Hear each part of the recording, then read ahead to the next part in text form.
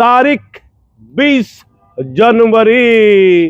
खबर है पुलिस महकमे की खबर है।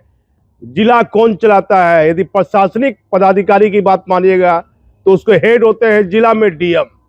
अब पुलिस की बात मानिएगा तो आईजी भी है, रेंज में डीआईजी भी है, लेकिन उसके हेड कौन होते हैं? यदि बड़ा जिला है तो सीनियर एसपी, छोटा जिला है तो एसपी। अब जिस जिले के बारे में खबर बता रहे हैं, खबर बड़ी चौंकाने वाली है। पुलिस हेडक्वार्टर के एक एक पदाधिकारी, डीजीपी है विनय कुमार, एडीजी हेडक्वार्टर है सुनील बाबू, और एसटीएफ के डीजी है कुंदन कृष्णन, सीआईडी के एडीजी है पारसनाथ साहब। बड़ी चौंकाने वाली खबर है। पर्दे के पीछे चर्चा हो रही है, खबर बताना जरूरी है। साहब बदल के चले गए, ट्रेन से गए हैं, बाय रोड नहीं गए हैं, लेकिन उनकी ईमानदारी की चर्चा, उनकी कार्यशैली की चर्चा जिले का एक एक सिपाही कर रहा है। पुलिस लाइन में उनकी 100 जाति का एमटी सार्जेंट, बाप रे बाप, बहुत ज्यादा मैं नहीं बोल सकता हूं। बिहार में नीतीश कुमार का सुशासन है, सुना जाए। सुनील बाबू आप भी सुनिए।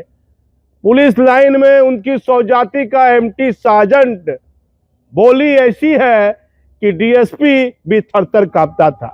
साहब चले गए हैं, रहते हुए भी मुझे मालूम था, जाने के बाद कुछ लोगों ने एविडेंस दिया, एक अखबार ने भी छाप दिया।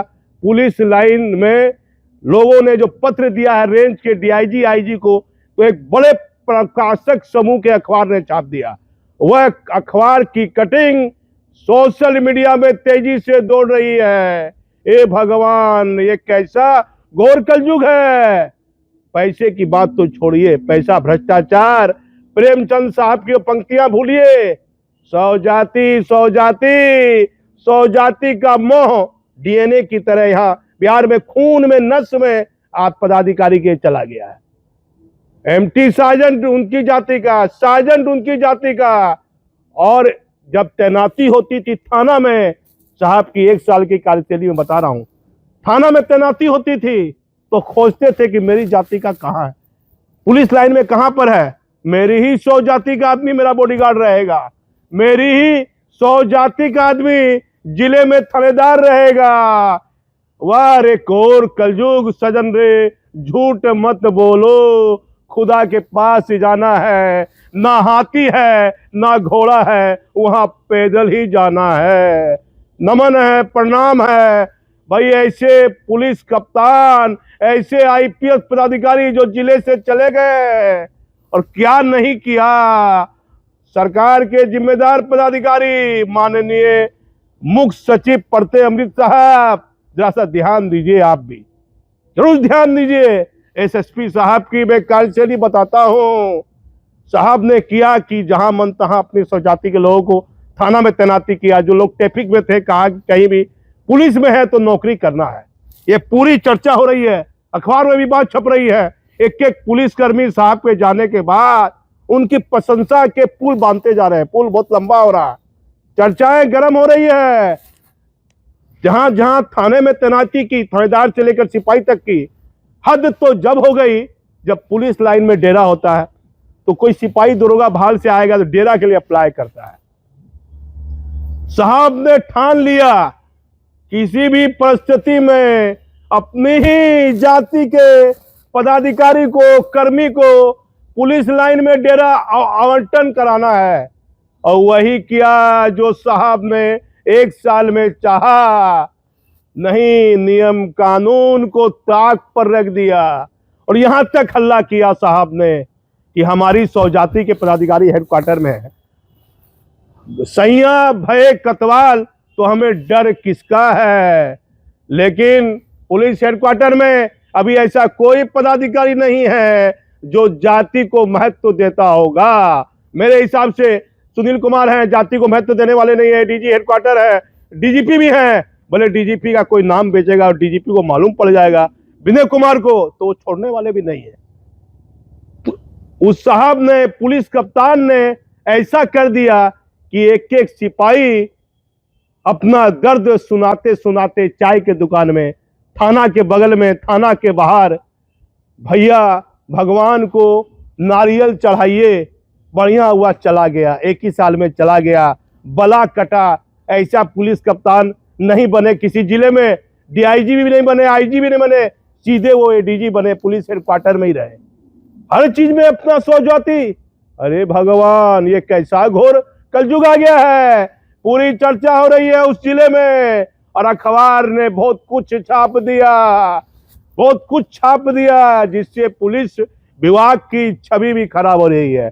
भले पुलिस हेडक्वार्टर का ध्यान अभी सरस्वती पूजा और 26 जनवरी पर है। 1995 बैच के आईपीएस पदाधिकारी है पंकज दरार साहब, उन्होंने सरस्वती पूजा को लेकर एक ऑर्डर जारी किया है और पुलिस हेडक्वार्टर को ध्यान देना होगा। मैं कई सरस्वती पूजा की शांति समिति की बैठक में थाने में गया, जिला का नाम नहीं लूंगा, उस जिले में चर्चा होने लगी। अब इंस्पेक्टर को लोग कह रहे हैं कि सर, जिधर से मूर्ति विसर्जन होती थी उधर से हम लोग नहीं करेंगे, हम लोग दूसरे रास्ते से करेंगे। अब इंस्पेक्टर चिंतित है भाई, अब डीएसपी से बात करना चाह रहा है, जिला में एसपी आ रहा है, उसको बोलने से भी कतरा रहा है कि बात बोलेगा नहीं बोले। तो डीजीपी और पुलिस हेडक्वार्टर को ध्यान देना होगा। सरस्वती पूजा का जो विसर्जन होगा, पुलिस हेडक्वार्टर का ऑर्डर है कि विसर्जन रूट पुराना रूट होना चाहिए, लेकिन कई जो मूर्ति बिठाने वाले भक्त हैं वो चाह रहे हैं कि विसर्जन का मार्ग बदला जाए। ध्यान देना होगा विधि व्यवस्था की स्थिति को देखते हुए, क्योंकि दोनों ही समुदाय के लोग उस जिले में सबसे ज्यादा रहते हैं। तो सरकार को और पुलिस हेडक्वार्टर को इस बिंदु पर ध्यान देना होगा। फिर पंकज दरार साहब अच्छा काम कर रहे हैं, विशेष निगरानी इकाई में है। उन्होंने कहा अररिया नरपतगंज में एक राजस्व कर्मी को 15,000 रुपये घूस लेते गिरफ्तार कर लिया है। उसका नाम भी आपको हम बता देते हैं, नाम ध्यान से उतरेगा नहीं, अभी ताजा रिपोर्ट है, अभी पकड़ा है कुछ देर पहले। उसका नाम है इम्तियाज आलम, राजस्व कर्मचारी, नरपतगंज अंचल, जिला अररिया को दाखिल खारिज में नाम सुधारने, रकबा सुधारने के नाम पर 15,000 रुपये की राशि मांग रही जा रही थी। पुलिस उपाधीक्षक संजय कुमार वर्मा, विशेष निगरानी इकाई के पदाधिकारी ने धावा बोलकर इम्तियाज आलम कर्मचारी को रंगे हाथ गिरफ्तार कर लिया है रिश्वत लेते हुए। तो ये बड़ी खबर, चौंकाने वाली खबर। हमारे पास कई महत्वपूर्ण खबर है, लेकिन हमारा बिहार, हमारे पदाधिकारी, पुलिस हेडक्वार्टर और सहित प्रशासनिक पदाधिकारी, ये स्वजाति का मोह सरकार से कब छूटेगा? पुलिस हेडक्वार्टर में जिम्मेदार पदाधिकारी से कब छूटेगा? और जिले में जो पदाधिकारी तैनात हो रहे हैं उनसे ये मोह कब छूटेगा?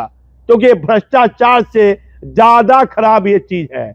आप इतना पुलिसकर्मी है, एक से एक स्वजाति का, सबको लेके चलिए, एक समान दृष्टि से देखिए। लेकिन साहब तो चले गए, साहब के कारनामे खूब चर्चा में है। खनन विभाग का खेल होते रहा, कोई रोकने वाला नहीं था। खनन विभाग का खेल होते रहा, सबकी आंखें बंद रही।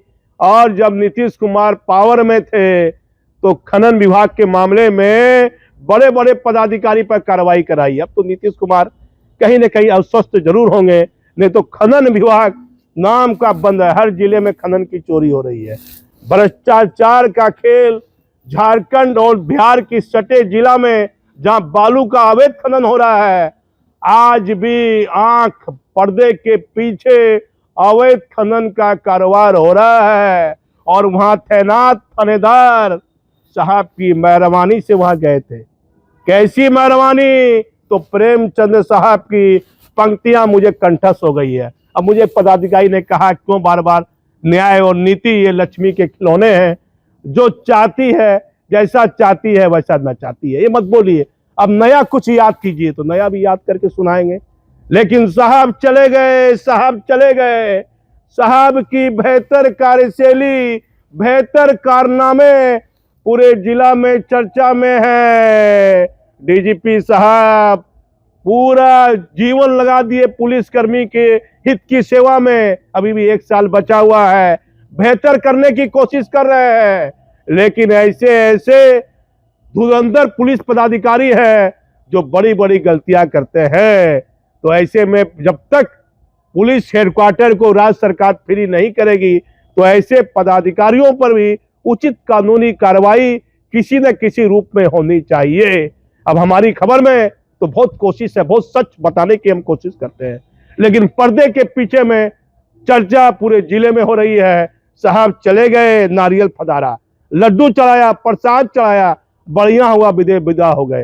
फोन पर तो ऐसा बोलते थे जैसे लगता है कि हिटलर बोल रहा है, हिटलर आदेश दे रहा है। साहब की तानाशाही पुलिस कर्मियों के बीच चर्चा का विषय है। हमारा किसी से कोई निजी मतभेद नहीं है, सिर्फ एक हम सच दिखाने का जरिया है। मैं भागलपुर से दीपक नौरंगी।